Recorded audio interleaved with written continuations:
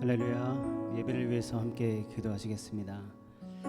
참 좋으신 주님, 우리에게 생명 주셔서 주의 전에 나와 예배할 수 있게 하시니 참 감사합니다. 우리의 예배를 받아주시고 홀로 영광 받아 주시옵소서. 이 시간 나를 구원하신 예수 그리스도의 십자가, 그 보혈의 능력을 의지하며 주님 앞에 나아갑니다. 아버지, 예배 가운데 우리의 손을 꼭 붙잡아 주시고 묶인 것들은 풀리게 하여 주시고 다친 것들은 열리게 하여 주시옵소서.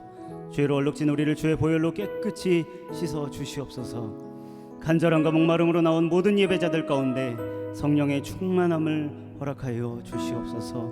영과 진리로 살아계신 하나님을 만나고 경험하는 놀라운 예배가 되게 하여 주시옵소서. 다 함께 예배를 위해 성령의 충만함을 구하며 함께 기도하시겠습니다. 주님, 살아계신 하나님 참 감사합니다. 하나님, 우리에게 예배를 허락하시니 감사합니다. 하나님, 기뻐하시는 예배가 되게 원합니다. 하나님께 올려드리는 예배가 되게 원합니다. 하나님, 이곳에 임재하셔서 우리 예배를 받아 주시옵소서. 주님, 예수 그리스도의 십자가, 그 보혈의 능력을 의지하며 주님 앞에 나아갑니다. 아버지, 예배 가운데 우리의 손을 꼭 붙잡아 주시고 이 시간 묶인 것들 풀리게 하시고 주여 다친 것들이 있다면 열리게 하여 주시옵소서. 주의 보혈로 깨끗게 하여 주시옵소서. 간절함과 목마름으로 나온 모든 예배자들 가운데 성령의 충만함을 허락하여 주시옵소서. 영과 진리로 살아계신 하나님 만나는 또 경험하는 예배가 되게 하여 주시옵소서. 아멘.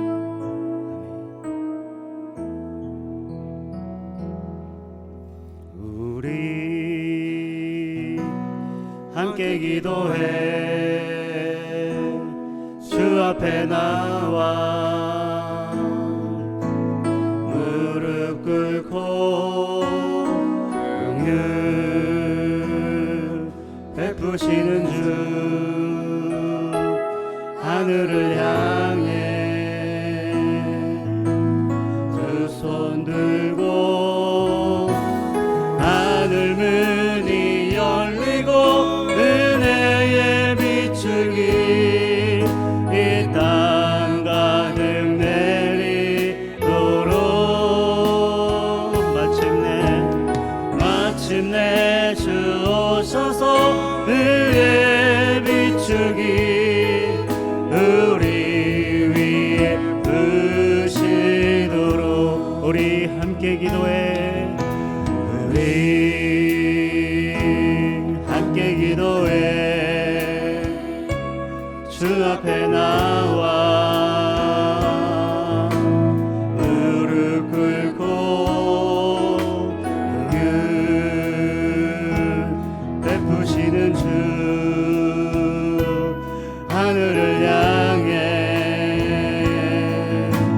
두 손들 하늘 문이 열리고 하늘 문이 열리고 은혜의 비추기 이 땅 가득 내리도록. 마침내 주 오셔서 마침내 주 오셔서 은혜의 비추기 우리 위에 부신 하늘 문이 열리고 하늘 문이 열리고 은혜의 비추기 우리 가득 내리도록. 주님, 마침내 주 오셔서 은혜의 비추기 우리 위에 부신 믿음으로 선포합시다. 하늘 문이 열리고 은혜의 비추기 이 땅 가득 내리도록. 마침내 주 오셔서 은혜의 비추기 우리 위에 부시도록. 안개 속에서 주님을 보내 아무도 없을 것 같던 그곳에서 손 내미셔서 나를 붙드네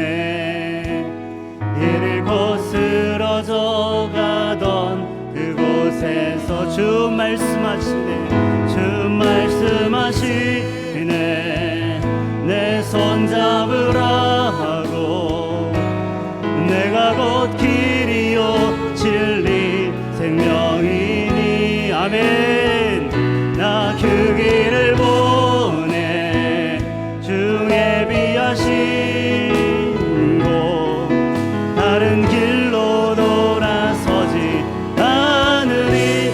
예수의 길 예수의 길 그 좁은 길 나는 건네 주 손잡고 그 무엇도 두렵지 않네. 주님 주신 약속 내게 있으니 주님 세상의 길 그 험한 길 승리하네 성령으로 그 무엇도 바라지 않네. 저 하늘에 내 소망 있으니 두 손을 높이 들고 찬양합시다. 예수의 길 그 좁은 길 그 길을 걷겠습니다. 나는 건네 주 손잡고 주님 그 무엇도 두렵지 않네. 주님 주신 약속 내게 있으니 아멘. 세상의 길 그 험한 길 험한 길 승리하네 승리하네 성령으로 그 무엇도 바라지 않네. 저 하늘에 내 목소리 높여서 그 목소리를 찬양합시다. 예수의 길 예수의 길 그 좁은 길 주님 건네 주 손잡고 주님 그 무엇도 두렵지 않네. 주님 주신 약속 내게 있으니 아멘 아멘. 세상의 길 주님 그 험한 길 우리가 묻겠습니다. 아멘. 성령으로 그 무엇도 바라지 않네. 저 하늘에 내 소망 저 하늘에 내 소망 있습니다. 저 하늘에 내 소망 있으니. 살아계신 하나님 우리를 그 좁은 길로 그 예수의 길로 인도하여 주시옵소서. 아버지 우리에게 광야를 허락하여 주시니 감사합니다. 그곳에서 잠잠히 하나님의 음성을 듣기 원합니다. 그곳에서 주님을 인격적으로 깊이 만나기 원합니다. 주님 지금 이곳에 임재하여 주셔서 하나님 나라를 꿈꾸며 소망하는 모든 예배자들에게 죄와 어둠과 사망의 권세는 예수의 이름으로 떠나가게 하시고 십자가 보혈의 능력을 선포하는 주의 백성들에게 치유와 회복을 명하여 주시옵소서. 다 함께 주의 이름 부르며 합심해서 기도합시다. 주여 주여 주여 놀라우신 주님 하나님 내가 그 길을 걷겠습니다. 예수의 길 그 좁은 길로 걷겠습니다. 하나님 나를 광야로 불러주시니 감사합니다. 하나님 내가 그곳에서 주님을 깊이 만나기 원합니다. 주님을 인격적으로 만나기 원합니다. 하나님 내게 참된 믿음 허락하여 주시고 그 생명의 면류관을 허락하여 주시옵소서. 이 시간 모든 예배자들에게 성령으로 충만케 하시고 기름 부어 주시옵소서. 참 평안과 안식을 허락하시며 기쁨과 감사가 넘치는 우리 모두가 되게 하여 주시옵소서. 오늘도 갈급한 우리 심령 가운데 생명의 말씀으로 소생시켜 주시고 영원히 마르지 않는 샘물로 채워주시고 모든 예배자들에게 성령의 은사와 능력들이 나타나는 기적의 현장이 되게 하여 주시옵소서. 아버지 죄와 어둠과 사망의 권세는 예수의 이름으로 떠나가게 하시며 오직 빛 되신 예수님만 우리 가운데 오게 하여 주시옵소서. 아버지 이렇게 하실 주님 바라봅니다. 아멘. 모든 영광과 찬송을 주님께 올려드리며 예수님의 이름으로 기도드립니다. 아멘 아멘 아멘. 할렐루야. 우리 이 시간 옆에 분들과 이렇게 고백합시다. 예수님만이 구원자 되십니다. 예수님만이 기쁨 되십니다. 예수님만이 소망 되십니다. 한 번 더 고백합시다. 예수님만이 피난처 되십니다. 아멘. 아멘. 우리 믿음으로 함께 일어나서 기쁜 마음으로 함께 주님을 찬양합시다. 우리 자리에서 일어나서 함께 찬양하시겠습니다.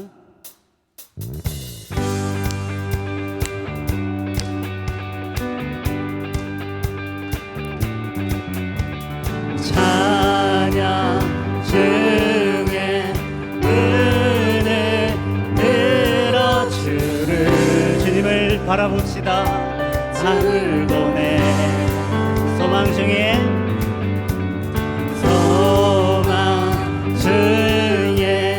마음 나의 주만 나 바라봅니다. 나 바라네. 주님을 볼 때 나에게 힘주시네. 아멘. 주님 안에 모든 두려 사라져 호산나 호산나 호산나 구원의 주 하나님 찬양 받으실 주 호산나 호산나 호산나 내 안에 임하셔서 주님의 뜻 이루소서. 주께 드린 마음 다한 기도 주여 들으소서. 주의 나라 상한 영혼들을 주의 나라 상한 영혼들을 새롭게 하여 주시옵소서. 새롭게 해. 아멘. 주님을 볼 때 나에게 힘주시네. 주님 안에 모든 두려 사라져. 여러분 믿으십니까? 호산나 호산나 호산나 구원의 주 하나님 찬양 받으실 주 더 큰 목소리로 호산나 호산나 내 안에 임하셔서 주님의 뜻이 함께 외칩시다. 호산나 호산나 호산나 구원의 주 하나님 찬양 받으실 주 호산나 호산나 호산나 내 안에 임하셔서 주님의 뜻 이루소서. 마지막 날에 내가 나의 영으로 모든 백성에게 구원 주리라. 자녀들은 예언할 것이요 청년들은 환상을 보고 아이들은 꿈을 꾸리라. 주의 영이 자녀들은 예언할 것이요 예언할 것이요 환상을 보고 꿈을 꾸리라. 성령이여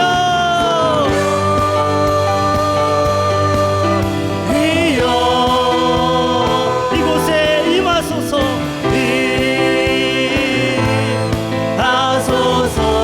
성령이여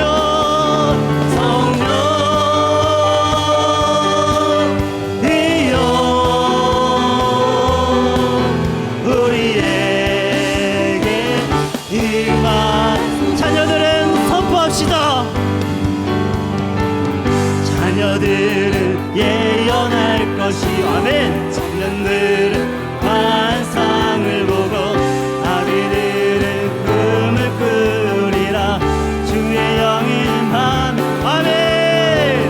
자녀들은 예언할 것이요 환상을 보고 꿈을 꾸리라. 성령이여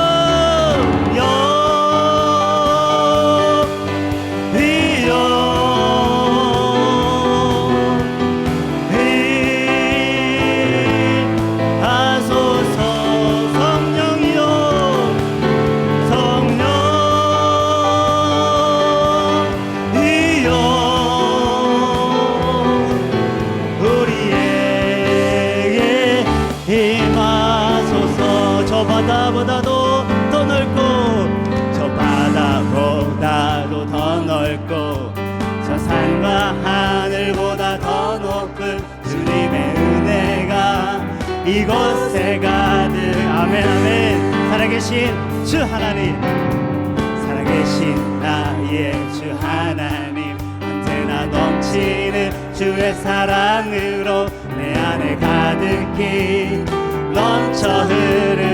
함께 찬양합시다. 내게 강 같은 평화, 내게 강 같은 평화, 내게 강 같은 평화가 넘치네. 할렐루야. 내게 강 같은 평화, 내게 강 같은 평화, 내게 같은 평화. 믿음으로 선포하며 찬양합시다. 내게 강 같은 평화 아멘. 내게 강 같은 평화, 내게 강 같은 평화. 할렐루야 할렐루야. 내게 강 같은 평화, 내게 강 같은 평화, 내게 강 같은 평화가 넘치네. 할렐루야. 우리 하나님께 영광의 말씀을 드립시다. 하나님 감사합니다. 우리의 찬양을 받아 주시옵소서. 감사합니다.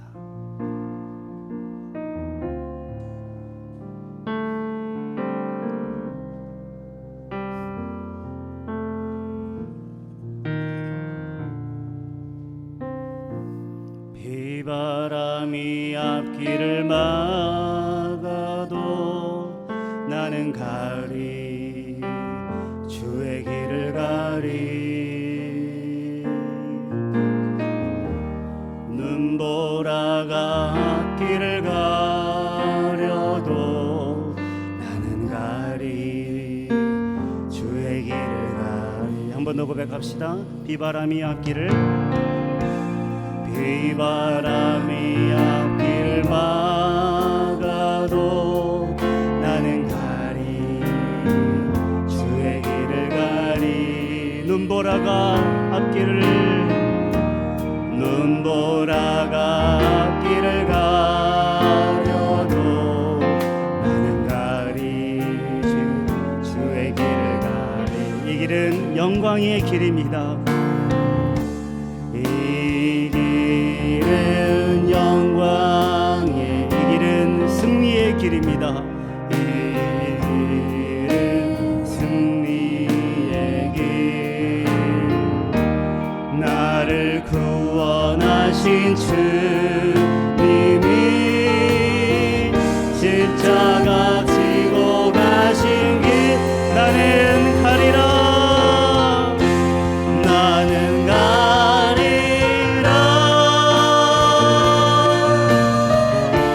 주의 길을 가리라.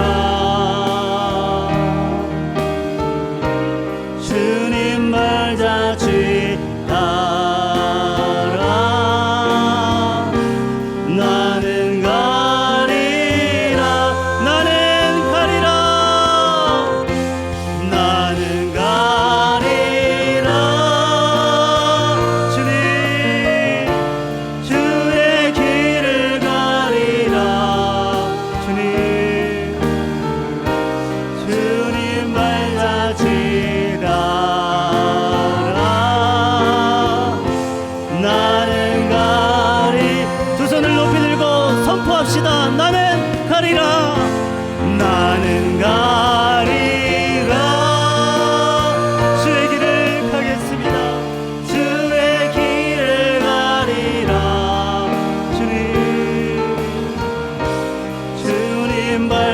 같이 하라. 나는 가리라. 주님 나는 가리라. 나는 가리라. 주의 길을 가리라. 주님 발같이 따라. 나는 가리라. 살아계신 하나님 아버지, 날마다 예수님을 따라 살아가게 하여 주시옵소서. 오늘도 나는 죽고 내 안에 살아계신 예수 그리스도로 살아가게 하여 주시옵소서. 생명과 진리의 말씀 앞에 아멘 순종하는 결단을 믿음을 허락하여 주시옵소서. 다 함께 기도하시겠습니다. 하나님 감사합니다. 오늘도 믿음으로 나아갑니다. 하나님 함께하여 주시옵소서.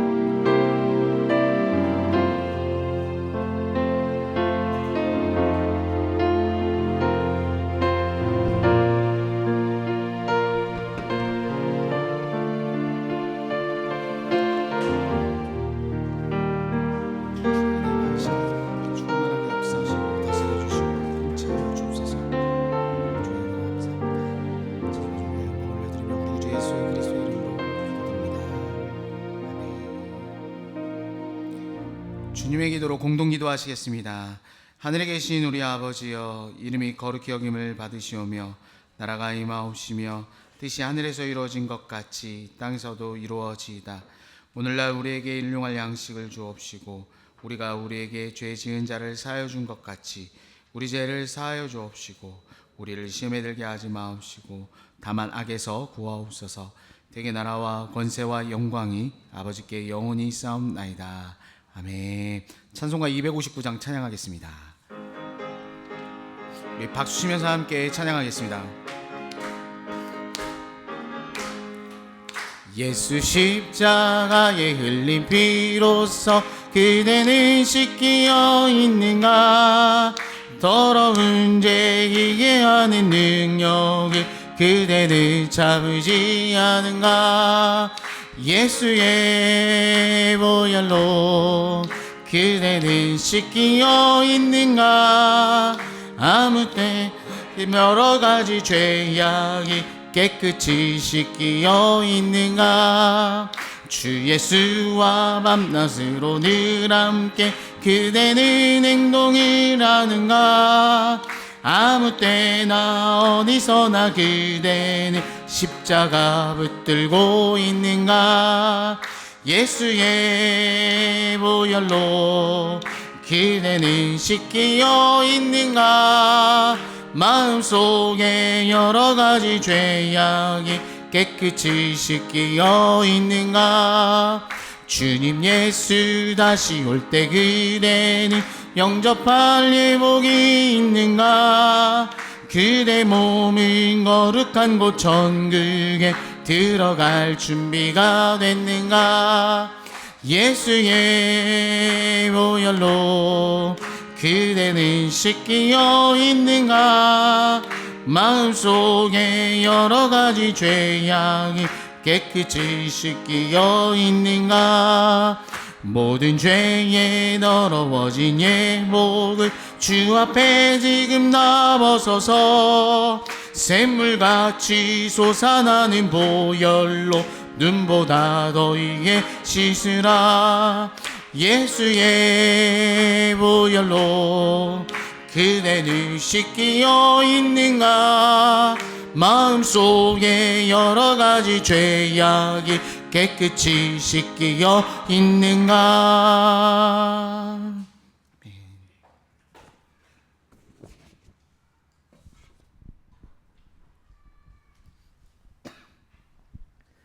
사랑과 은혜가 풍성하신 하나님 아버지, 지난 한 주간도 이 세상 가운데 저희들을 지켜주시고 생명의 길로 인도하여 주셔서 주님 앞에 나와 감사와 찬양으로 예배드릴 수 있는 은혜 부어주심을 감사드립니다. 주님, 요즘 저희가 마주하는 세상은 마지막 때의 징조들이 세상 곳곳에서 나타나고 있습니다. 전쟁과 갈등으로 불의와 폭력이 난무하고 예측할 수 없는 자연재해와 기후변화로 고통받는 사람들이 늘어나고 알 수 없는 전염병과 질병으로 신음하는 사람들이 늘어나고 있습니다. 만물을 창조하시고 역사의 주관자가 되시는 주님께서 성경의 말씀을 신실하게 이루어가고 계심을 봅니다.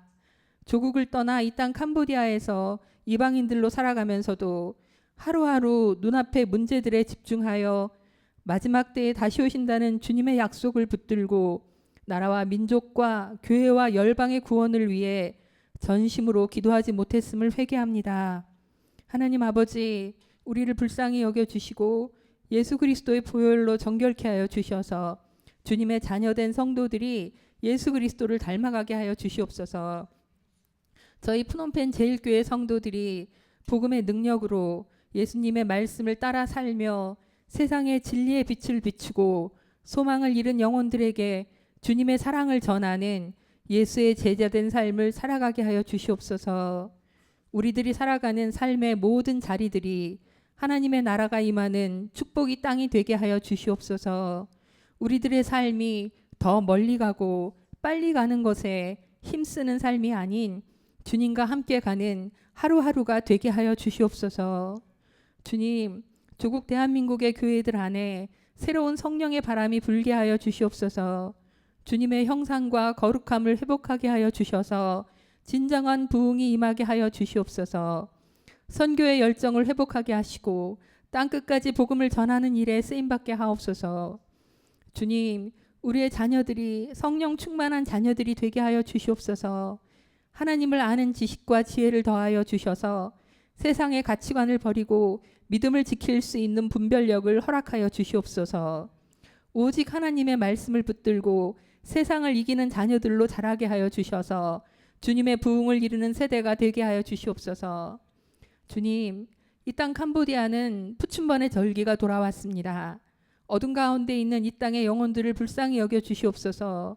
이 땅의 백성들이 예수 그리스도 십자가 구원의 소식을 듣고 흑암의 권세에서 벗어나 자유함을 누리는 하나님 나라의 백성들이 되기는 은혜를 이 땅 가운데 부어 주시옵소서.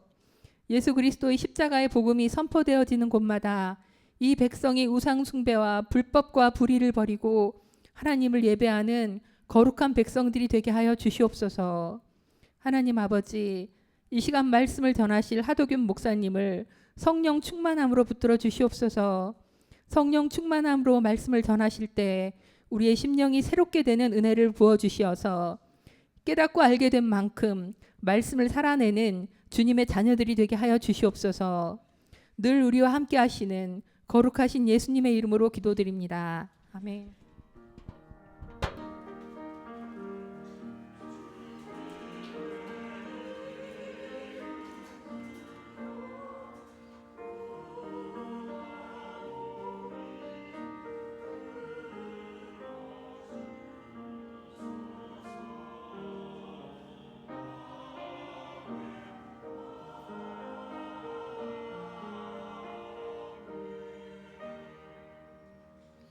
다 같이 하나님의 말씀을 읽겠습니다. 마가복음 14장 32절로 38절까지 말씀입니다. 마가복음 14장 32절에서 38절까지 말씀. 마가복음 14장 32절에서 38절 말씀을 함께 읽겠습니다. 그들이 겟세마네라 하는 곳에 이름에 예수께서 제자들에게 이르시되 내가 기도할 동안에 너희는 여기 앉아 있으라 하시고 베드로와 야고보와 요한을 데리고 가실새 심히 놀라시며 슬퍼하사 말씀하시되 내 마음이 심히 고민하여 죽게 되었으니 너희는 여기 머물러 깨어 있으라 하시고 조금 나아가사 땅에 엎드려 될 수 있는 대로 이 때가 자기에게서 지나가기를 구하여 이르시되 아빠 아버지여 아버지께서는 모든 것이 가능하오니 이 잔을 내게서 옮기시옵소서. 그러나 나의 원대로 마시옵고 아버지의 원대로 하옵소서 하시고 돌아오사 제자들이 자는 것을 보시고 베드로에게 말씀하시되 시몬아 자느냐 네가 한 시간도 깨어 있을 수 없더냐. 시험에 들지 않게 깨어 있어 기도하라.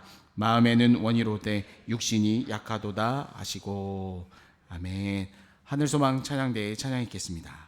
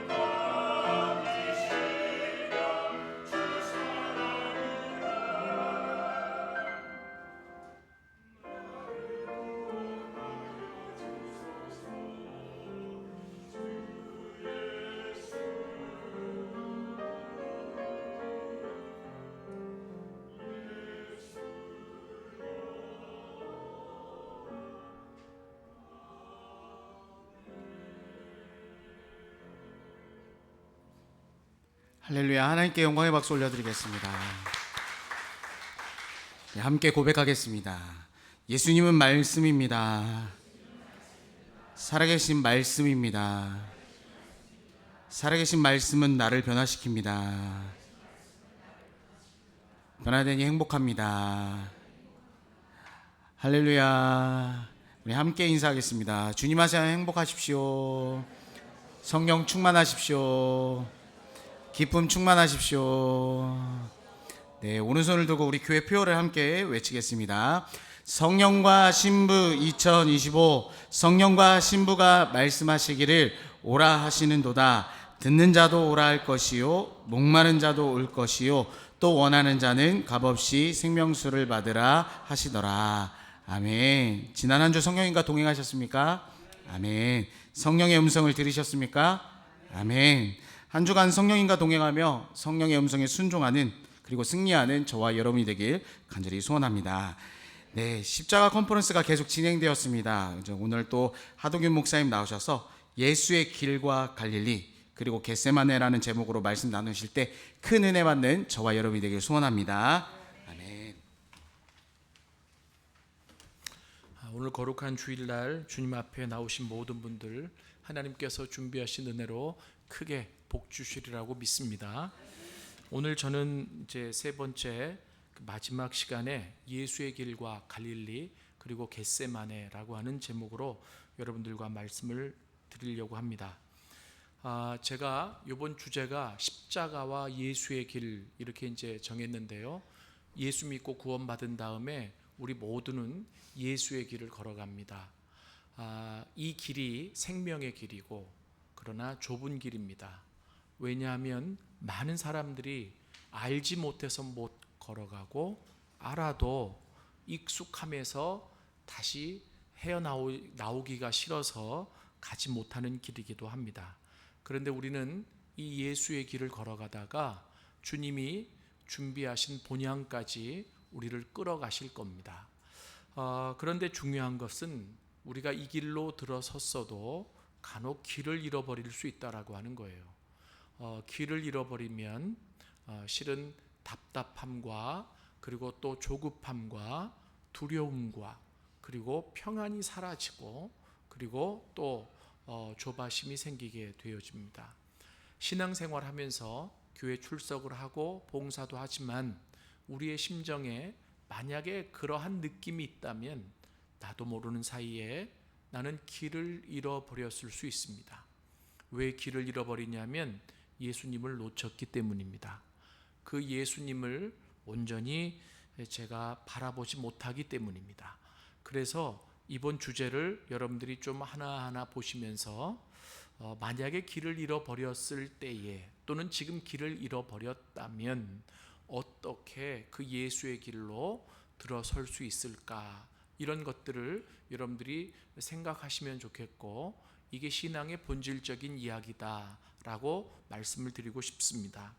실은 이 예수의 길은 전문적인 용어로 한마디로 얘기하면 제자도 이렇게 이제 얘기를 합니다. 저는 이제 이 부분에 제가 전도학 교수기 때문에 전공 과목이거든요. 그래서 제자 훈련, 제자도 여기에 대한 연구가 많이 있었습니다.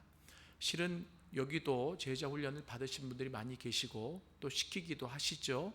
그런데 우리나라나 선교 단체에서 이 제자 훈련을 시킬 때 보면 흔히 예수님이 가신 그 길을 모델로 삼아서 출발과 목표점을 정해놓고 이제 걸어가는데 그 안에 이제 여러 스팟들이 있습니다. 뭐 예를 들면 이제 뭐 단체마다 좀 상이하기는 합니다.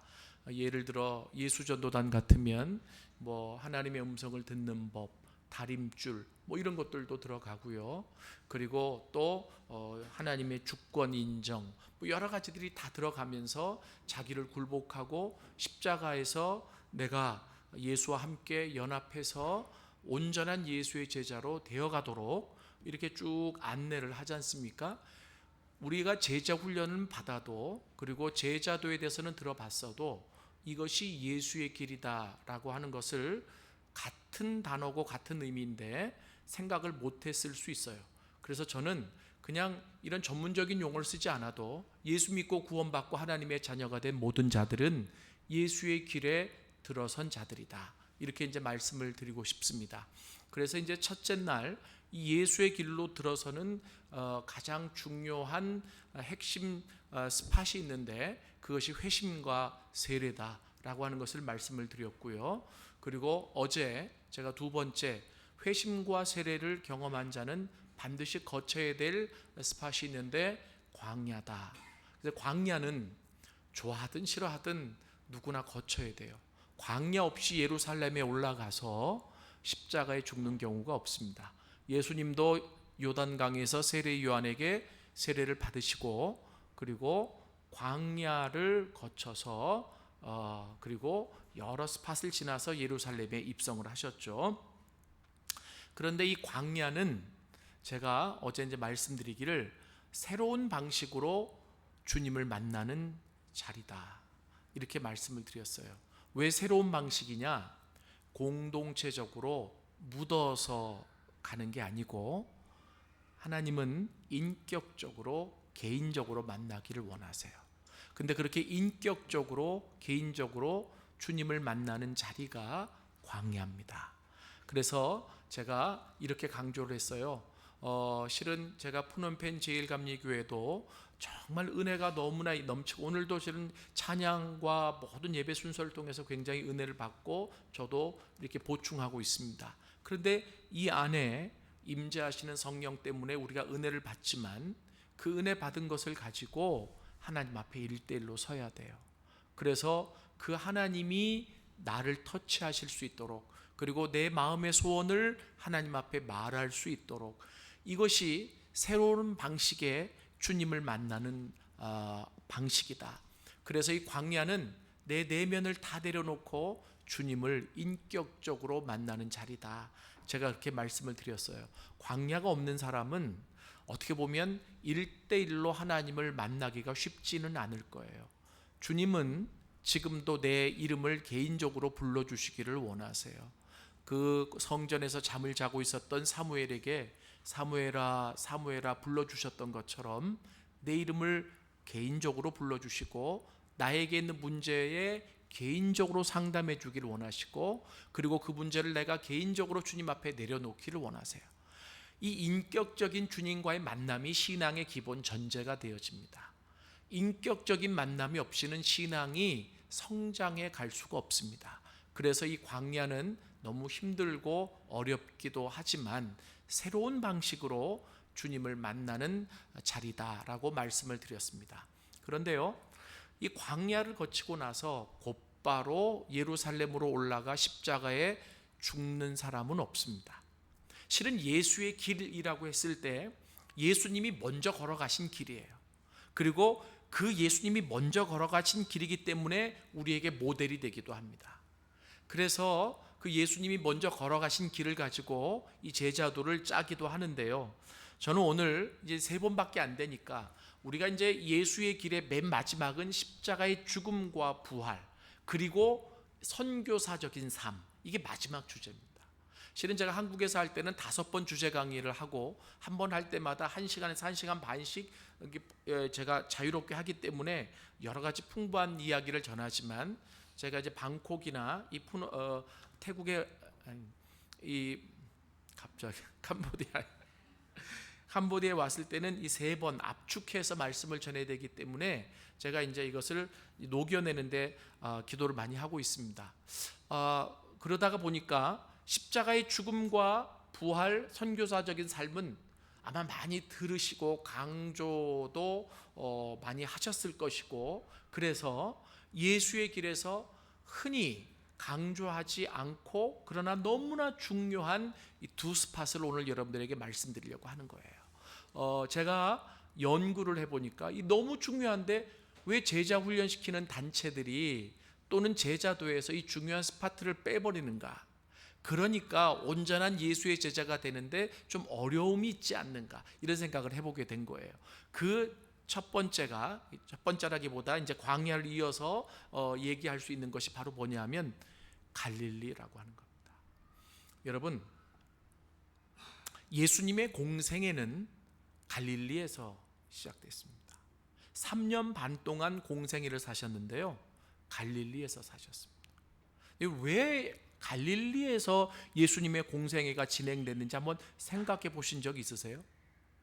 아마 생각해 보신 분들이 계실지도 모르겠어요. 저희는 이제 늘 복음을 연구하고 또 제자도를 짜고 분석하고 평가하고 어떻게 더 잘 훈련시킬 수 있을까를 생각하니까 늘 고민을 하는데요. 보세요. 예수님이 태어난 곳은 베들레헴입니다. 그리고 예수님이 자라신 곳은 나사렛입니다. 근데 왜 공생애는 갈릴리 가서 하셨어요? 여러 군데를 경험하려고요? 우리가 이스라엘 사람이 아니니까 좀 잘 모르는 게 있어요. 갈릴리라고 하는 지역입니다. 그 지역이 가지고 있는 의미가 있어서요. 자, 보세요. 예수님은 갈릴리에서 3년 반 동안 공생애를 하셨고 부활하시고 나서 가장 먼저 가신 곳이 갈릴리입니다. 그래서 갈릴리로 오라 이렇게 말씀하시잖아요. 그죠? 그럼 퀘스천이 있어야 돼요. 왜 갈릴리인가? 아유, 그런 것까지 따지지 마세요. 너무 힘들어요. 그냥 갈릴리에 가서 사역하셨잖아요. 뭐 그럴 수도 있습니다. 그런데요, 왜 갈릴리인가라고 하는 질문을 던졌을 때 아마 기본적으로 이 정도는 아실 수 있다고 생각을 해요. 뭐냐면 갈릴리의 어떤 복음의 수용성, 다시 말하면 종교적인 수용성 때문이다. 그건 무슨 말이냐면 예수님이 갈릴리에서 사역을 하실 것이라고 하는 예언이 이사야서에 기록이 되어 있습니다. 그래서 뭐라고 나와 있냐면 이방의 갈릴리여 이렇게 나온 얘기를 들어보셨죠? 지역적으로는 갈릴리는 이방 땅이 아닙니다. 그런데 왜 이방의 갈릴리? 마태복음 4장에도 보면 12절부터 쭉 보면 예수님이 공생애를 시작해야 된다. 어떤 때 느꼈냐면 세례 요한이 옥에 잡혀서 더 이상 사역을 감당하지 못하게 되었을 때에 예수님이 그 바톤을 이어받아서 이젠 내가 나서야 될 때구나 라고 생각하시고 그 이방 땅 갈릴리로 가셨다라고 기록되어 있어요. 근데 왜 갈릴리냐라고 했을 때 이 갈릴리는요, 실은 아수르의 지배를 받았던 북이스라엘의 핵심 도시입니다. 그런데 이 아수르라고 하는 나라가 북이스라엘을 점령하고 나서 이 북이스라엘이 신앙 중심의 선민 사상이 있어서 호락호락 자기들의 정책에 잘 따라오지 않는다는 것을 너무나 잘 알고 있잖아요. 그래서 어떻게 이 민족을 우리 마음대로 통치할 수 있을까를 생각하다가 그들이 펼쳤던 정책이 연혼 정책입니다. 다시 말하면 피를 섞는 거죠. 그래서 억지로 강제적으로 이방의 아수르 사람과 이 선민이라고 자처하는 이스라엘 사람들을 결혼을 시켰어요. 그랬더니 피가 섞였잖아요. 근데 그 모습을 본 남쪽의 유다 사람들은 비난하기 시작했습니다. 야, 우리가 하나님의 선민인데 어떻게 그렇게 피를 섞을 수 있느냐?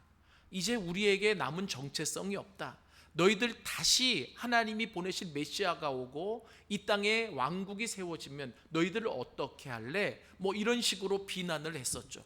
그런데 그들에게 남아 있었던 흐르고 있는 선민의 피가 있어요. 하나님의 부르심이 있어요. 그래서 그들은 그렇게 마지못해 피를 쏟고 이방 사람들과 결혼을 했지만 영적인 갈망이 있었어요. 근데 그 갈망을 표현을 잘 못했던 거죠. 주님은요, 모두를 사랑하시지만 누구에게 가장 먼저 가시느냐 하면 가장 급한 자예요.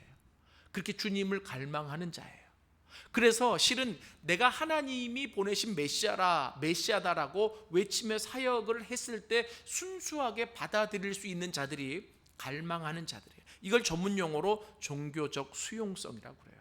그래서 이 종교적 수용성이 가장 강했던 지역이 갈릴리였습니다.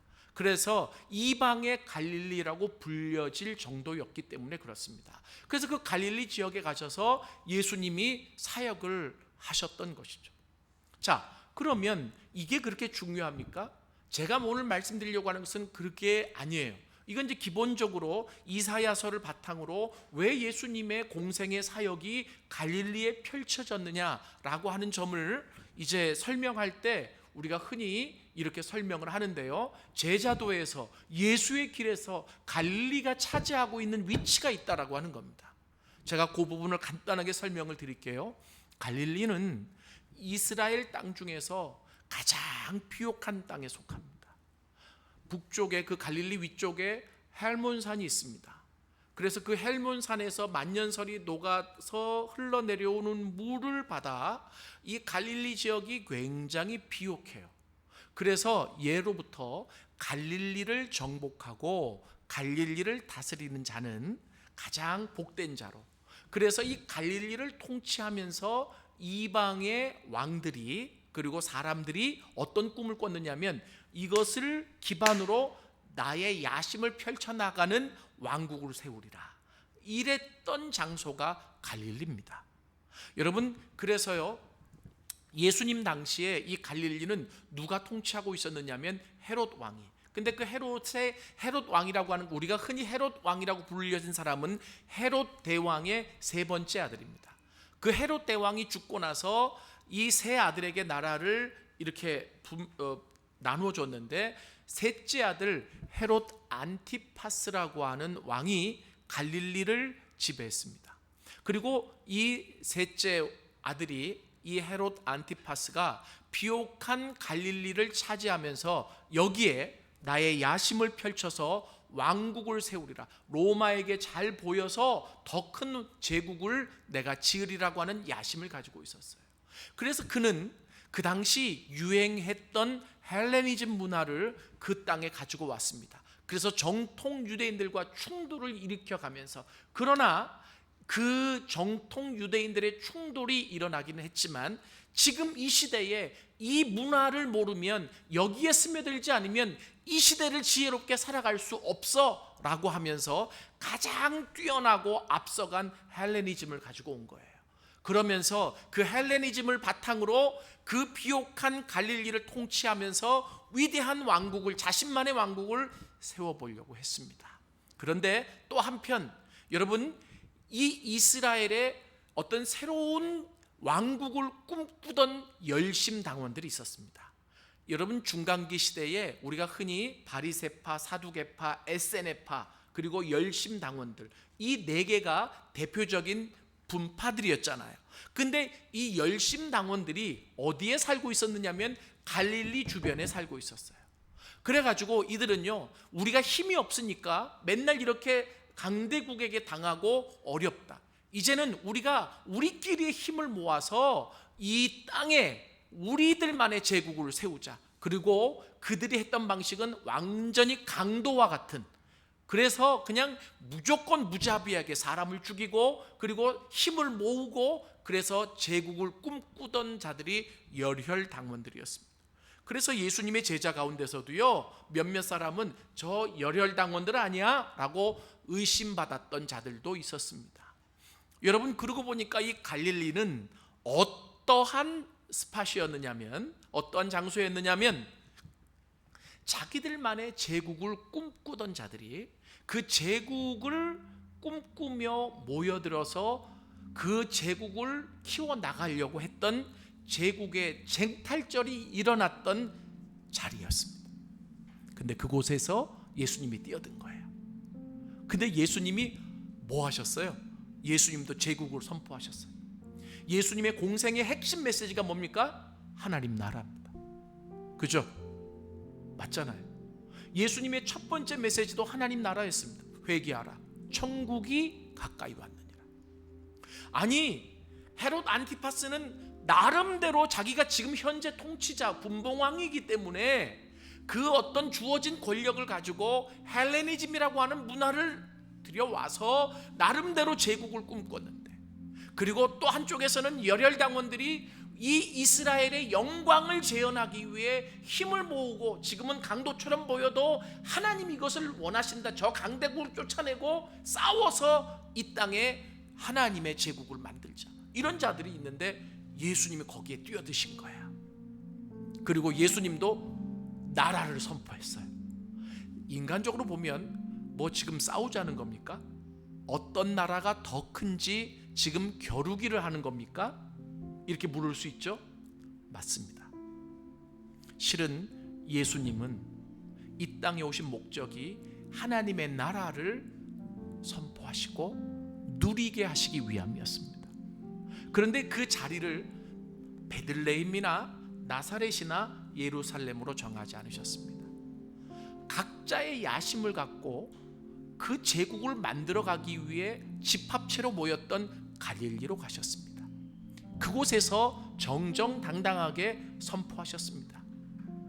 이 선포는 무엇을 의미하는 거냐면, 헤롯 잘 들어, 네가 지금 힘이 있고 그리고 이 세상에 가장 뛰어난 문화를 가지고 이 나라를 계몽해서 왕국을, 네가 생각하는 유토피아적인 왕국을 만들려고 하지만 다 부질없는 짓이야. 열렬당원들 잘 들어, 너희들이 힘으로, 무기로, 무력으로 강대국들을 쫓아내고 그 옛날에 있었던 이 나라의 명성과 영광을 재현해내려고 하지만 다 소용없어. 진정한 나라는 하나님이 통치하시는 나라야. 진정한 나라는 하나님이 다스리시는 나라야. 진정한 나라는 하나님이 주권을 가지고 계신 나라야.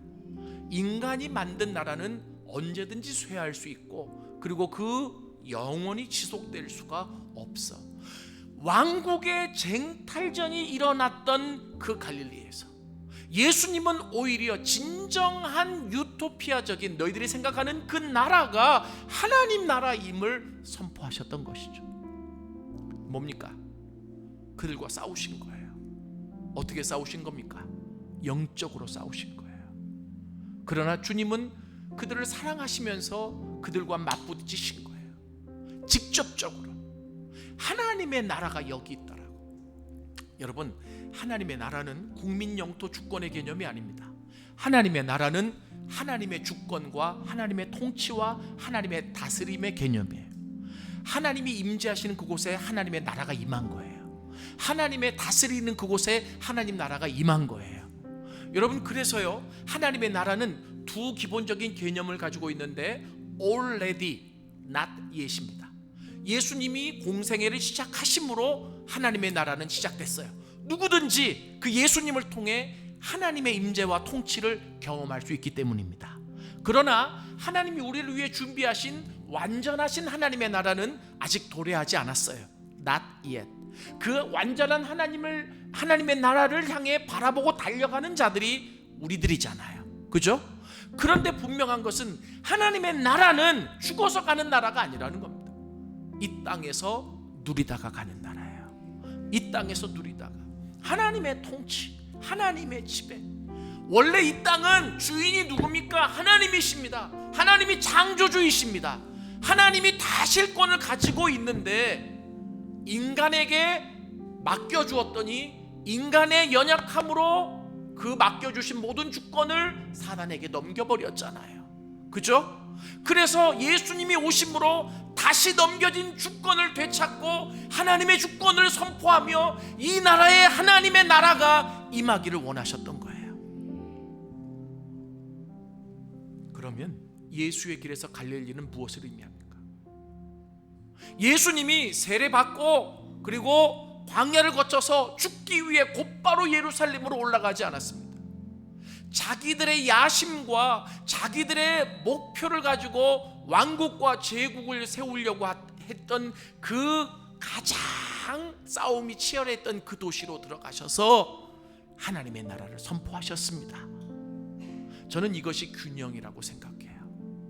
우리가요, 한 사람의 온전한 그리스도인으로 세워지기 위해 나의 거룩이 필요합니다. 순결함이 필요합니다.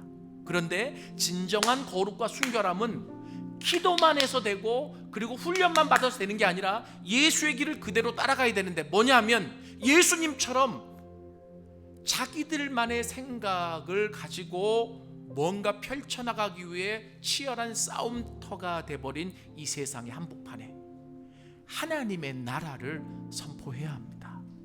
그 하나님의 나라를 한 번도 선포해보지 못하고 하나님의 통치가 임할 때 진정한 하나님의 나라가 임하고 우리가 그 하나님의 나라를 경험할 때 진정한 삶의 의미를 되찾을 수 있다는 이야기를 한 번도 해보지 못하고 어떻게 예수의 제자라고 할 수 있느냐. 제가 이렇게 얘기하면 당신이 전도학자니까 전도 얘기하는 거죠. 그렇게 물으신다면 할 말이 없어요. 그래서 제가 논리적으로 얘기하잖아요. 예수님의 공생의 3년 반이 갈릴리의 사역이었다. 그 갈릴리의 사역의 핵심이 하나님 나라를 선포하신 거였어요. 그래서 상징적으로 귀신 들린 자를 쫓아내시고 병든 자를 고치시고 힘들고 어려운 자를 도우셨어요. 왜 그랬습니까? 하나님의 나라가 임하는 곳에 나타나는 역사들이에요. 믿습니까? 왜 귀신이 듭니까? 왜 병이 듭니까? 왜 인간에게 근심과 아픔이 있습니까? 그것은 하나님의 통치와 단절되었기 때문입니다. 그래서 예수가 가는 곳마다 하나님의 나라를 선포하며 하나님의 통치를 오게 했어요. 그 하나님의 통치가 임한 곳, 하나님의 주권이 임한 곳에 귀신이 떠나가기 시작합니다. 병자들이 낫기 시작합니다. 그리고 회복되어지기 시작합니다. 이 일들이 예수님을 통해서 일어났다라고 하는 것이죠. 그래서요, 저는 신앙의 균형이라는 게 너무 중요하다고 생각해요. 한편으로는 내 내면을 하나님의 사람으로 잘 준비해야 되는데 이것만 하다가 끝나는 게 아니고, 또 한편으로는 예수님이 그러하셨듯이 자기 왕국의 치열한 쟁탈전이 돼버린 이 세상 속에 하나님의 나라를 선포할 수 있는, 하나님의 나라를 선포할 수 있는, 그리고 그 하나님의 나라를 도래케 할 수 있는 이 일이 예수의 길이다. 이 일을 한 번도 해보지 못하고 예수의 제자가 되어질 수 없다. 저는 그런 차원에서 오늘 이 자리에 계신 분들에게 빚진 자입니다. 왜냐하면 여러분들은 부르심을 받고 그 고국을 떠나 어차피 나그네 삶인데 하나님이 부르신 이 땅에서 그렇게 치열하게 영적 전투를 치르며 살아가고 계신 분들이시기 때문에 그렇습니다. 여러분, 그러나 나의 연약함 때문에 그 부분들을 혹여나 놓치고 잃어버렸다면 다시 한번 떠올리십시오. 하나님은 치열한 자기 삶의 영역에서 자기의 뜻을 구현하고 자기만의 왕국을 세우려고 하는 그 중심지에 가셔서 하나님의 나라를 선포하셨습니다. 이 갈릴리의 사역 없이, 이 예수의 갈릴리의 사역에 동참 없이 성숙한 그리스도의 장성한 분량의 충만에 이르는 제자가 될 수 없습니다. 제가요 깜짝 놀란 게, 우리 아까도 읽었잖아요. 여기 이제 푸놈펜 제일감리교회 이제 표가 있는데요. 어떻게 보면 계시록 22장 끝부분에 나와 있는 구절이잖아요. 어떤 의미를 가지고 있는지 다 설명을 들으셨죠? 그죠? 저도 이제 첫날 와서 이게 딱 보여서 굉장히 감동을 했어요. 근데 이 메시지의 핵심이 뭔지 아세요? 여기 보면 성령과 신부가 말씀하시기를. 이 성령은 우리가 알고, 신부는 누굽니까? 예, 우리 각자, 예수 믿는 우리 각자를 얘기하고 공동체적으로는 교회를 의미합니다. 그런데 여기 보면 성령과 신부가 지속적으로 말씀하시는 거예요. 뭐냐면 오라 하시는도다. 듣는 자도 오라 할 것이요, 목마른 자도 올 것이요, 또 원하는 자는 값없이 생수를 받으라. 이게 뭡니까? 예수님의 갈릴리 사역이에요. 아세요? 누군가는 이 하나님이 주시고자 하시는 이 귀한 것들을 선포해야, 이 세상 속에서 목소리를 높여 외쳐야, 그리고 누구든지 이곳에 들어오면 그 하나님이 주시고자 하시는 생수를 받아 마실 수 있다라고 이야기해 줘야 깨닫고 들어올 수 있지 않겠습니까? 여러분, 이 갈릴리 사역, 예수님의 갈릴리 사역을 놓치지 않기를 원합니다.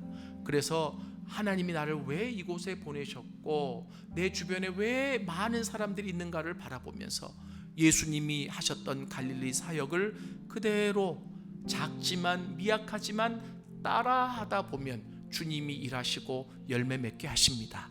이러면서 예수 닮아가는 거죠. 그리고 나서 이제 제가 오늘 드리려고 하는 마지막 스팟이 겟세마네입니다. 자, 갈릴리의 공생애를 마치시고 이제는 본격적으로 왕으로 그 사역을 마무리 짓기 위해 가신 곳이 예루살렘입니다. 마태복음 16장에 나와 이때로부터 예수님이 자기 때가 된 줄 아시고, 근데 이 때가 언제인 줄 아세요? 가이사랴 빌립보에서 예수님이 베드로에게 야, 나를 누구라고 하느냐라고 묻잖아요. 그죠? 그때 주는 그리스도시요 살아계신 하나님의 아들이십니다. 바요나 시모나 내가 복이 있도다 이렇게 나온 그때로부터예요. 근데 그걸 물었던 장소가 어디냐면 이게 가이사랴 빌립보인데 갈릴리 근처에 있는 황제 도시예요. 황제 도시. 그것도 갈릴리 근처에. 그리고 나서 이제는 내가 예루살렘으로 가야 되겠다라고 생각하시고 예루살렘으로 오셨죠. 그리고 입성을 하신 거예요. 왜냐하면 이 예루살렘은 어떻게 보면 이 예수님의 왕대심의 어떤 종교적인 그리고 또 전통적인 권위를 줄 수 있는 장소이기 때문에, 그래서 예수님이 이제 예루살렘으로 들어가십니다. 그리고 죽기 전에 마지막으로 최후의 만찬을 하세요. 그죠? 여러분, 최후의 만찬이 어떤 의미가 있습니까? 만약에 그 의미를 알지 못하면 이렇게 생각할 수 있어요. 이제 내일이면 잡혀서 십자가에 죽으실 예수님이시니까 3년 반 동안 고생했던 이 제자들 데리고 마지막으로 식사 한번 하시나 보다. 그럴 수 있잖아요. 그죠? 별로 관심이 없으세요? 그런데 예수님의 이 마지막 최후의 만찬은 굉장히 의미가 있었습니다. 아직 제자들은요 잘 몰라요. 뭘 알고 있느냐면 예수가 메시아다는 사실에 대한 확신은 있었어요. 그런데 메시아가 오면 다시 로마가 쫓겨나가고 이 땅에 다윗의 영광이, 솔로몬의 영광이 재현될 것으로만 생각했죠. 그리고 드디어 그 전통적인 종교적인 중심지인 예루살렘까지 들어왔으니 이제 혁명이 일어나겠구나 이런 생각을 했어요. 근데 예수님이 십자가에 죽기 바로 직전에 제자들을 모아놓고 만찬을 벌이시면서 뭘 해주시냐면 새 언약을 선포하십니다. 잔을 돌리시면서 이 잔은 내 피로 세운 새 언약이니. 자 보세요, 분위기가 무르익었다는 것은 제자들도 다 알아요. 그런데 예수님이 마지막 최후의 만찬 하시면서 거기에 의미를 덧붙이셨어요. 뭐냐면 새 언약. 이제는 새 언약이 있다라고 하는 것은 새 시대가 열려진다는 거예요. 그죠? 이것을 제자들은 하나님 나라 입장에서 보지 않고 자꾸 자국적인 입장에서 이스라엘의 회복으로만 봤던 거죠. 그리고 나서 이제 제자들은 긴장하기 시작했어요. 이분이 드디어 이 땅의 왕이 되시려고 하시나 보다. 그러면 오늘 이렇게 만찬이 일어나고 나서 내일 병사들을 모으고 사람들을 모아서 혁명을 일으키려고 하는 것보다 우리 단단히 준비해야 되겠다, 아마 이런 생각을 했을 거예요. 그런데 예수님이 그 최후의 만찬을 마치시고 나서 잡혀 십자가에 돌아가시기 전에 거치셨던 스팟이 있어요. 겟세마네입니다. 여러분, 저는 이것을 묵상하고 깜짝 놀랐어요. 뭐냐면 예수님의 혁명의 방법은 십자가였습니다.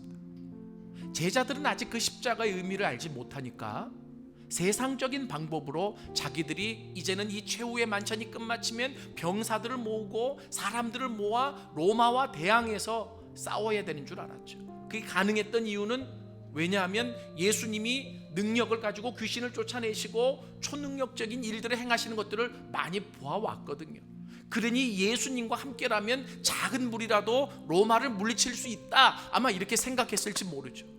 근데 예수님은 그 최후의 만찬 이후에 십자가에 죽기 전에 거치셨던 스팟이 있었는데 겟세마네. 여러분, 겟세마네의 의미는 바로 뭐냐면 올리브 기름을 짜는 곳이에요. 그 겟세마네가 감람산에 있습니다. 근데 그 감람산에 가면 거기가 올리브 나무 밭이, 그 올리브 나무 열매를 다 걷어서 틀에 놓고 돌리면 올리브가 뭉개지면서 기름이 나오는 곳이에요. 왜 하필이면 예수님은 그 겟세마네에 가셨을까요? 그리고 그 겟세마네에서 가셔서 하신 것이 바로 뭐냐면 기도였습니다. 어떻게 해요? 올리브가 짓뭉개져서 기름을 내듯이 자신의 몸을 아직 십자가에 달리진 않았지만 짓뭉개서 땀이 핏방울이 되도록 간절히 기도하셨어요. 왜입니까? 그 십자가, 하나님이 이 세상에 세상적인 표현으로 말하자면 혁명을 이룰 수 있는 방법, 세상이 알지 못하는 방법이 십자가였는데 그 십자가를 온전히 질 수 있기 위해, 그 십자가를 온전히 감당할 수 있기 위해 하나님의 아들이신 그 예수님도 겟세마네로 가셔서 흘리는 땀방울이 핏방울처럼 느껴지도록 간절히 기도하셨습니다. 그때 세 사람을, 제자들을 다 데리고 갔지만 더 깊은 곳으로 들어가실 때에 인싸라고 하는 베드로, 요한, 야고보를 데리고 들어가셨죠. 그리고 예수님이 그렇게 말씀하십니다. 오늘 성경 본문인데 깨어 기도하라. 시험에 들지 않게 깨어 기도하라. 그리고 가서 간절히 기도합니다. 주님, 이 잔을 나에게 옮기시옵소서. 그러나 내 뜻대로 마시고 아버지의 뜻대로 되기를 원합니다 라고 간절히 기도합니다. 그리고 와서 보니까 자요. 그리고 다시 깨어서 기도하라. 그리고 또 가서 기도하고 또 자요. 그래서 예수님이 그래요. 육신은, 마음은 원이로되 육신이 약하도다. 그리고 같이 데리고 내려가시잖아요. 그리고 겟세마네가 끝납니다. 그리고 거기에서 결국은 배신자 가룟 유다의 그 밀고 때문에 잡혀서 이제 십자가로 올라가시는 거죠. 제가 뭘 강조하려고 할까요? 그 겟세마네에 피땀 어린 기도가 있었기 때문에 하나님의 아들이신 예수님도 십자가를 지실 수 있었습니다. 그런데 그렇게 기도하라고 일러주었던 인싸라고 했던 세 명의 제자도 육신이 연약해서 기도하지 못했거든요. 그래서 예수님의 십자가 사건인데 어느 제자도 예수님과 함께 하지 못했습니다. 뭘 나타내 줍니까? 기도 없이는 십자가 질 수 없어요. 기도 없이는, 겟세마네의 기도 없이는 그 십자가를 질 수 없어요. 십자가 없이는 부활의 영광이 없습니다. 저는 이 겟세마네를 묵상하면서 한국에서 7월달 십자가 컨퍼런스를 할 때 그렇게 외쳤습니다. 동일하게 여러분들에게 그렇게 외치고 싶습니다. 뭐냐면 한국 교회를 이렇게 부흥시킬 수 있었던 힘은 기도에 있었습니다. 근데 오늘날 조국 한국 교회 기도도 해주셨습니다만은 너무 마음이 아파요. 80년대보다 더 이념의 골이 깊어요. 양극단화가 깊어요. 심지어는요, 제가 그냥 저는 시간만 맞으면 오라는 데 가서 복음을 전하거든요. 근데 모르고 갔더니 그곳이 태극기예요. 또 모르고 갔더니 좌측이에요. 아니 좌측 우측이 어디 있어요? 그랬더니 하도균 목사가 좌니 우니 너무 속상하더라고요. 여러분, 가장 중요한 것은 지금 조국 한국교회에 필요한 게 겟세마네의 기도인 것 같아요. 그렇게 한국교회를 부흥시킬 수 있었던 눈물의 기도. 실은 70년대, 80년대 제자훈련 없었어요. 이 제자훈련이 옥하는 목사님이 평신도를 깨운다라고 하는 책 때문에 시작됐거든요, 한국에서. 그런데 그 다 그렇게 제자로 세워질 수 있었던 가장 큰 이유는 이론도 모르고 잘 알지는 못했어도 기도가 있었기 때문이에요. 그 눈물의 기도, 그 피땀 흘린 기도. 제가요, 더 젊었을 때는 복음을 외치면서 여러분 십자가에 죽읍시다. 죽어야 삽니다. 내 죄된 모습을 날마다 십자가 앞에 내려놓고 죽읍시다. 저도 노력을 많이 했죠. 근데 노력은 했지만 말처럼 쉽지는 않더라고요. 왜 쉽지 않았을까 이제 깨달았어요. 주님의 길을 보면서 깨달았어요. 주님은 그 십자가를 지시기 위해 겟세마네의 기도가 있었다는 거예요. 사랑하는 여러분, 오늘 나에게 하나님 주시는 음성은 아닐까요? 제가 이렇게 말씀하고 있지만 저 역시 여기에 대한 부담감이 있습니다. 얼마나 조국을 품고 가정을 품고 내 자신을 품고 기도해야 할지. 하나님 기도하라는 사인을 계속 주시는데 그만큼 못하고 있는 것도 사실이고, 그래서 이 메시지를 전하면서 다시 한번 결단합니다. 하나님, 제가 기도하겠습니다. 저희 아버지 어머니가 80년대에 교회를 개척하셨을 때 제가 중학생이었어요. 교회가 신자가 하나도 없고 너무나 가난해서 사택이 없었어요. 그래서 여기에 문을 열면, 여기에 문 열면 여기에 이제 방이 2개가 있거든요. 거기가 우리 거실이었어요. 사춘기를 거기서 보냈습니다. 그런데 밤 12시만 되면요, 참 놀란 게 우리 어머니는 아버지가 목회를 하시고 나서 밤 12시 이후에 집에서 주무시지 않았어요. 주무셔도 교회 가셨어요. 그럼 밤 12시가 되면 어머니 기도 소리가 들려요. 그리고 권사님, 집사님들이 한 분, 두 분씩 와서 저는 그 기도 소리를 들으면서 새벽 2시, 3시까지 공부했어요. 그러면서 지금 생각하는 거죠. 교회가 그렇게 부흥할 수 있었던 것은 그분들의 기도 때문이구나. 그 기도가 바탕이 돼서 또 다시 기도하고 기도의 불을 붙여가고, 지식적으로는 많은 것을 알고 있는데 열매가 맺혀지지 못하는 것은 결국 기도 때문이 아닐까. 그래서 예수님도 기도 외에는 이런 주가 나갈 수 없다, 이렇게 말씀하시지 않았습니까? 말씀을 마무리하면서 여러분들에게 이렇게 말씀드리고 싶어요. 아까 우리가 제자 훈련, 제자도 할 때 뭐 다림줄이니 이거 다 중요해요. 나의 하나님의 주권을 인정하고 나의 주권을 내려놓고, 이게 핵심이죠. 그런데 쉽게 예수님이 걸어가셨던 그 스팟을 놓쳤는데 중요한 두 가지를 말씀드린다고 했죠. 갈릴리와 겟세마네입니다. 갈릴리와 겟세마네 없이 예수의 온전한 제자가 될 수 없습니다. 이 두 스팟을 생각하면서 오늘 하나님이 우리에게 말씀하시는 바가 각자 있을 거예요. 그 음성을 붙잡을 수 있는 시간이 될 수 있기를 원합니다. 그리고 하나님이 우리에게 원하시는 대로 더 성숙한 예수의 제자로 세워져 가며, 또 다른 사람들을 그렇게 예수의 제자로 세워져 가는, 그래서 이 거룩한 프놈펜 제일감리교회의 목표대로 하나님이 이 교회를 사용하시기를 원합니다. 우리 같이 이 시간에 찬양을 듣고 마지막 절은 같이 부르고 기도를 하도록 하겠습니다. 오늘 말씀을 생각하며 겟세마네를 생각하며 갈릴리에서 하나님의 나라를 선포하셨던 예수님을 떠올리며 같이 한번 찬양을 듣고 부르겠습니다.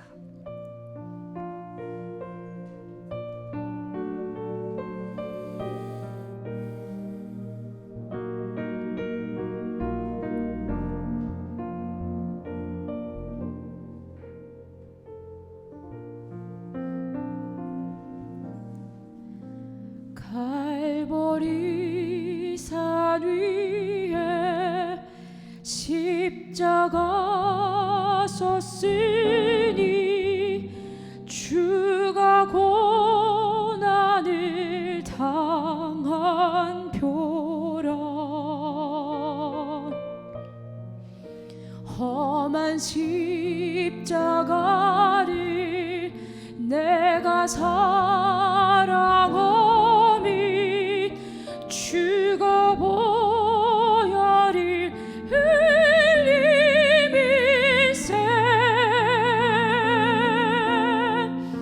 죄의 승리를 얻기까지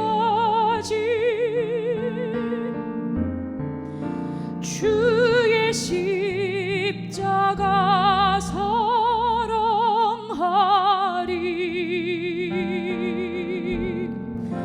빛난 멸관 받기까지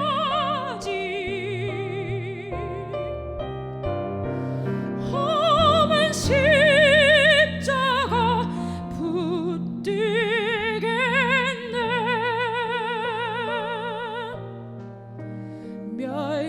멸시천대 받은 주의 십자가에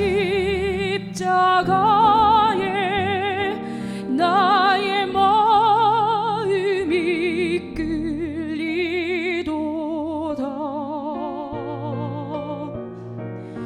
귀한 어린 양이 영광 다 버리고 험한 십자가 지셨도다.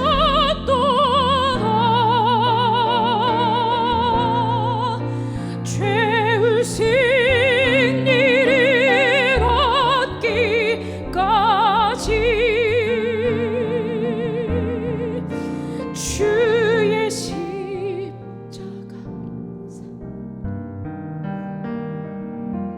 우리 같이 부르겠습니다.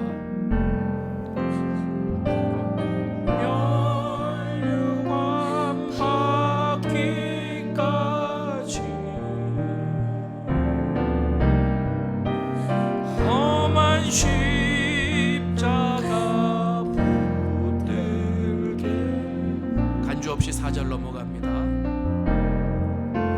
주가 예비하신 나의 본향집에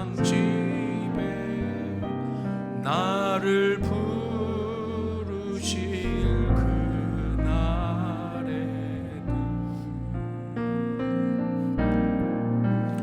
영광 중에 계신 우리 주와 함께 내가 죽도록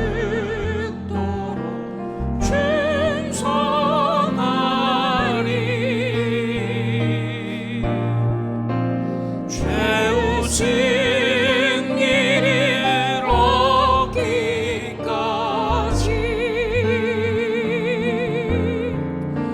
주의 십자가 사랑하리.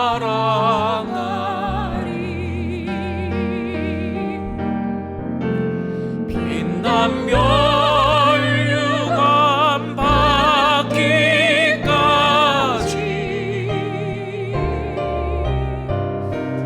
험한 십자가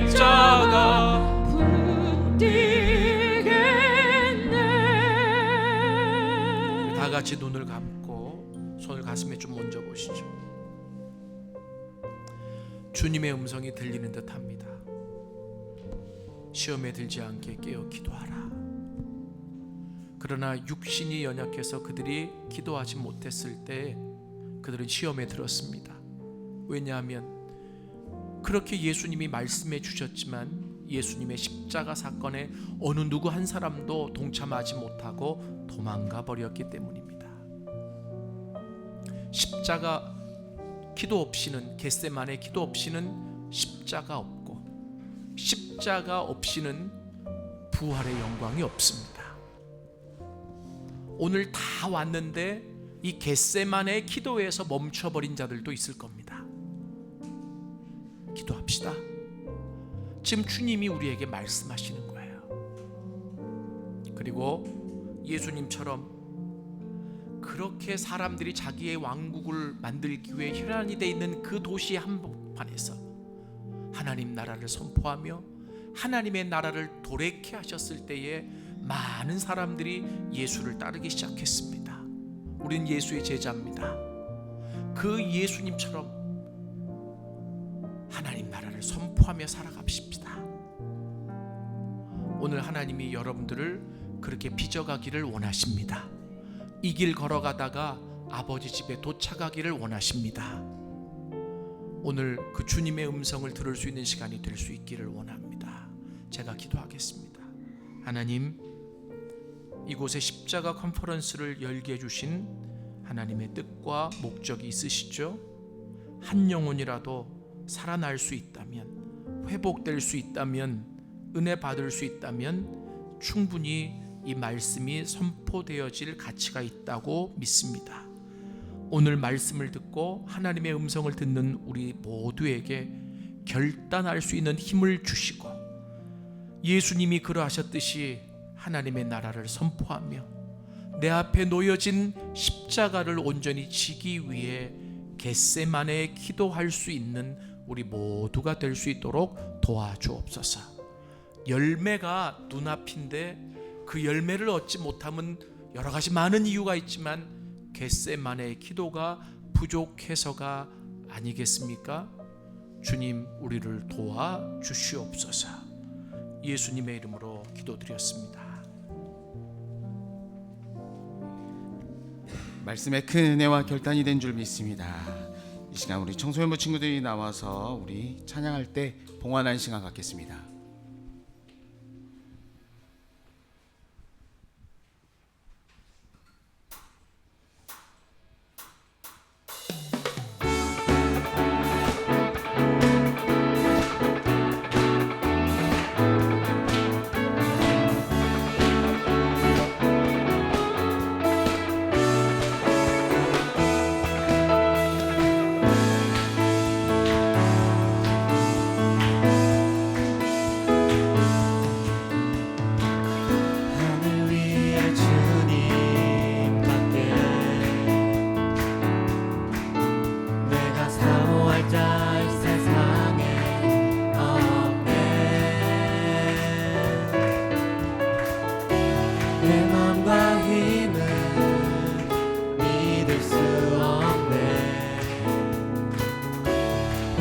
한 가지 그 진리를 믿네. 주는 나의 힘이요 주는 나의 힘이요 주는 나의 힘이요 영원히 주를 의지하리 영원히.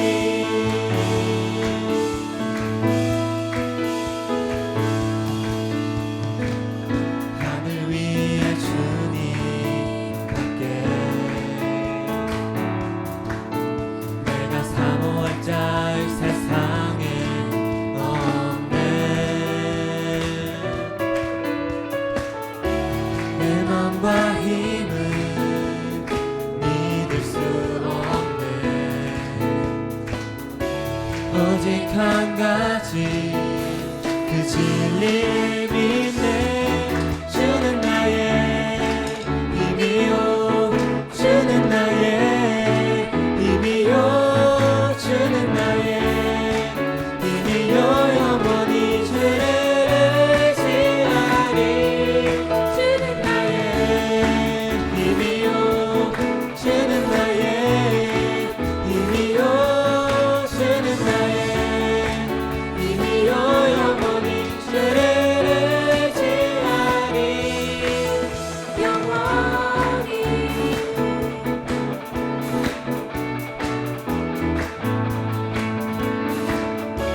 내 맘과 힘을 믿을 수 없네. 오직 한 가지 그 진리를 믿네.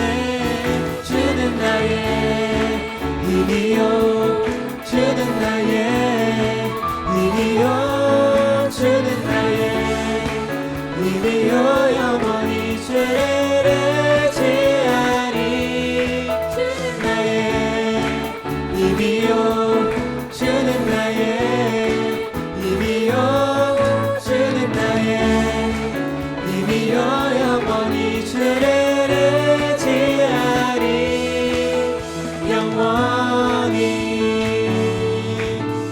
영원히 영원히 영원히.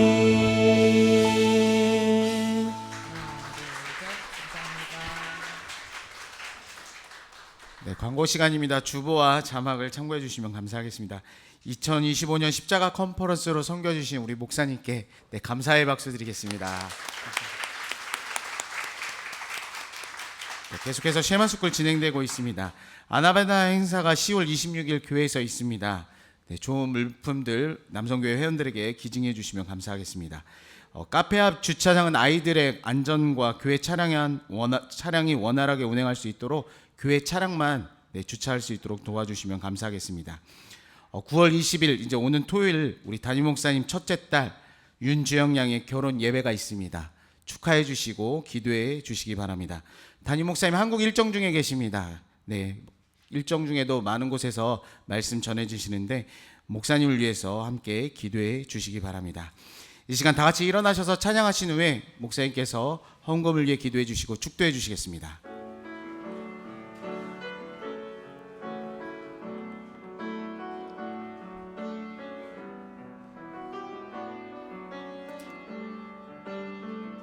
성령과 신부가 함께 서 있네. 함께 말씀하시네. 오라 하시네. 듣는 자 목마른 자 원하는 자다 나오라 하시네. 성령과 신부가 함께 바라보네. 함께 외치시네. 오라 하시네. 아픈 자 가난한 자 고통당한 자 다 오라 하시네. 무땡 농사 풍성한 생명으로 인도하시네 영원한 생명수의 강으로 성령과 신부가 처음부터 하겠습니다. 성령과 신부가 함께 서 있네. 함께 말씀하시 오라시네. 듣는 자 목마른 자 하시네. 듣는 자 목마른 자 원하는 자 나오라. 성령과 신부가 함께 바라보네. 성령과 신부가 함께 바라보네. 함께 외치시네. 오라 하시네. 아픈 자 가난한 자 고통 당한 자 다 오라. 물된 동산 물된 농사 풍성한 생명으로 인도하시네. 영원한 생명수의 강으로 성령. 우리 오른손 들고 함께 찬양하겠습니다. 물된 농사 물된 농사 풍성한 생명으로 인도하시네. 영원한 생명수의 강으로 성령과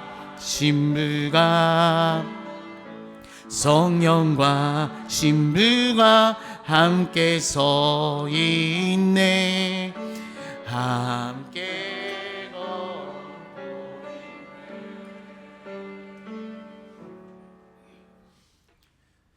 우리에게 주신 모든 것 다 하나님의 것입니다.